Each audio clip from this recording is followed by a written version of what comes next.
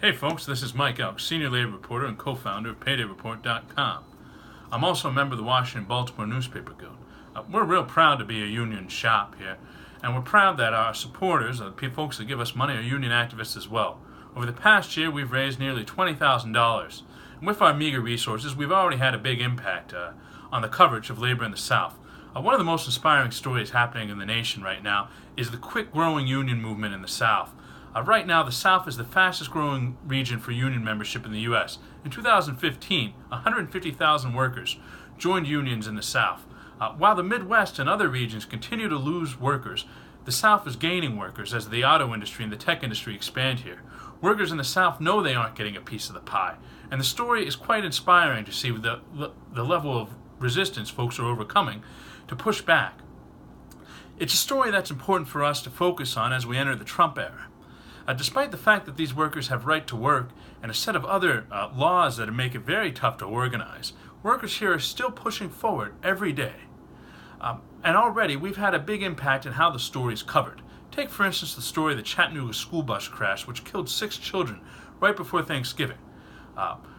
Initially, the local media tried to paint the school bus driver like he was crazy. They showed photos over and over again of a young black guy in dreads, and they provided no background on his working conditions or the company that he was working for.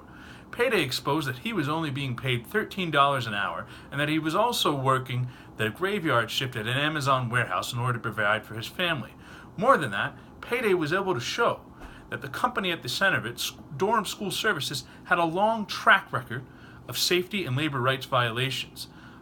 And over the past decade, the company was cited 57 times by the NLRB for labor law violations, as well as a host of other safety violations. As a result, the local media started changing its narrative. It started focusing the story on privatized school busing. And now, as we enter a period of hearings that are going to take place over whether or not school buses should be privatized, Payday is set to really lead that story.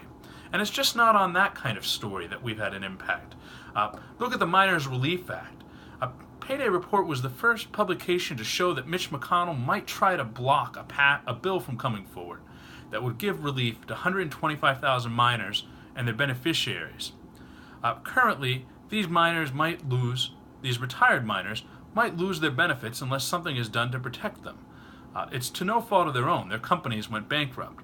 Payday was able to show that Mitch McConnell was blocking the bill due to the influence of a super PAC donor, Joe Kraft, the CEO of Alliance Resource Partners. We were the first outlet to show that, and the reporting had a big impact and led to other publications covering it as well.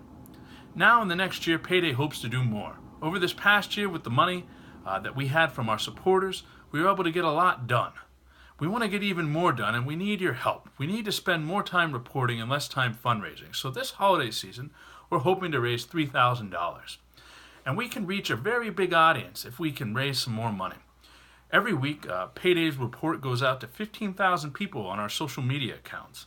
Now we have a partnership with the Chattanooga News Chronicle, the historic African-American newspaper in Chattanooga, which would allow our reporting to be in print to its 30,000 readers every week.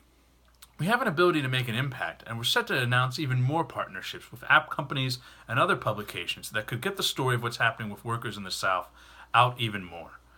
What we want to cover in the next year is some exciting new developments. We want to cover union organizing happening at Volkswagen in Tennessee, union organizing happening at Mercedes in Alabama, as well as what's likely to be a union election next year at Boeing in South Carolina.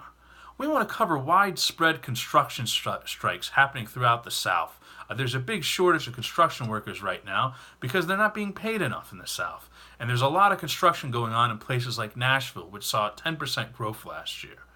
In addition to this, we want to cover what's going to happen in the Kentucky right to work fight, as well as in a variety of fights throughout the South that are set to occur. There's a lot of lessons the whole labor movement can learn about what's happening here in the South. But we need your support in order to do it. And if you can give us $3,000 over the next few weeks, we feel confident that given our membership that we have, and we also encourage people to donate $3 a month if they can, becoming a dues-paying member, that we'll be able to provide that story and provide the coverage that workers in the South need. I think most people don't realize how much union organizing is happening in the South, and I don't think most workers in the South even realize it. And the one thing I learned as a veteran of the digital media unionization drive at Politico was that the more workers are covered, the more they're likely to organize. When folks see that other folks are getting public support for organizing, they have more confidence in doing it. And right now, we're at a turning point in our country. And if we can cover what's happening with workers in the South, I think we could really present a story to inspire the whole nation. So if you can, please give to paydayreport.com. Thank you for your time.